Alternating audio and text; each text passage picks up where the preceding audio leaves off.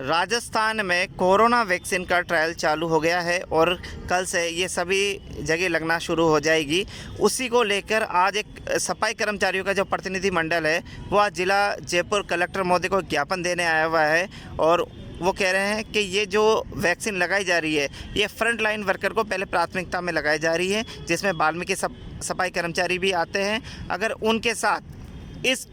Vaccine के बाद कोई अप्रिय घटना आ जाती है या कोई इन्फेक्शन हो जाता है या और किसी प्रकार का कोई समस्या उत्पन्न होती है, इस दिशा में उनके परिवार की लालन पोषण की जिम्मेदारी क्या रहेगी, इसके संदर्भ में ये लोग चिंतित है। सर आप मुझे बताइए, आप यहाँ आए हो आज, क्या उद्देश्य है सर आपका? सर हमारा उद्देश्य जो ये जयपुर शहर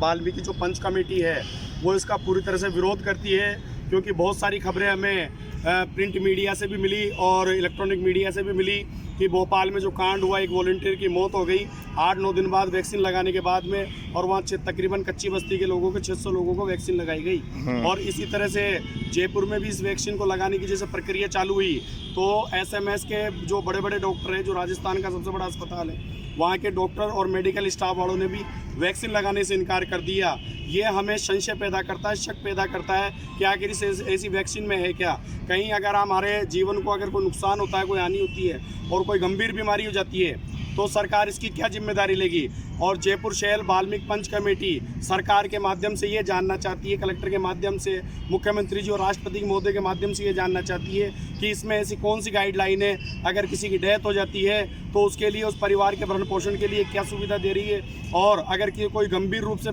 बीमार हो जाता है, कोई ऐसी बीमारी गंभीर बीमारी हो जाती है तो इस बीमारी के रूप में क्या कोई बीमा कवर इन सफाई कर्मचारियों को दिया गया है। ये वाल्मीकि शहर जो पंच कमेटी है वो जानना चाहती है, और 6-7 दिन के अंदर अंदर अगर हमें इसके संतुष्ट जवाब नहीं मिलते हैं तो पूरे राजस्थान में वाल्मीकि समाज धरना प्रदर्शन देने का काम करेगा, इस टीके के विरोध में आंदोलन करने का काम करेगा। क्योंकि हम लोगों ने जो काम किया है वो बड़ी ही हाई रिस्क हाई जोन में काम किया है, लेकिन राज्य सरकारों द्वारा इस वाल्मीकि समाज में कोई ध्यान नहीं दिया गया। उसने हाई रिस्क जोन में जाकर सफाई का काम किया, और उसके बावजूद भी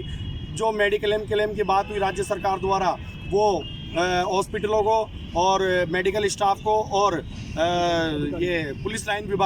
विभाग को मेडिकल 50-50 लाख का मेडिकल क्लेम दिया गया। लेकिन जो वाल्मीकि समाज इतना जो काम कर रहा था, इसने हाई रिस्क जोन में काम कर रहा था, उसके बारे में सरकार ने कोई विचार नहीं किया। वाल्मीकि समाज आज भी इस बात को लेकर बड़ा उपेक्षित महसूस कर रहा है। लेकिन अब जब वैक्सीन की बात आ रही है, जब ट्रायल की बात आ रही है, और जिस वैक्सीन का ट्रायल ही नहीं हो, इतनी जल्दी वैक्सीन मार्केट में आ गई, ये आनन फानन में जो वैक्सीन लगा रहे हैं उससे वाल्मीकि समाज काफ़ी डरा हुआ है, काफ़ी चिंतित महसूस कर रहा है, और वो लगाए या ना लगाए इस असमंजस में है। और ये फ्री के नाम पे ये लगा रहे हैं वैक्सीन, लेकिन इस वैक्सीन के अगर दुष्परिणाम होते हैं तो सरकार ने उसकी कोई गाइडलाइन जारी नहीं की है कि सरकार की क्या जिम्मेदारी होगी। इस बारे में हम सरकार से जानना चाहते हैं और इसीलिए हम ज्ञापन देने आए हैं। सर आपका नाम बताएं। मेरा नाम मुकेश लगन है।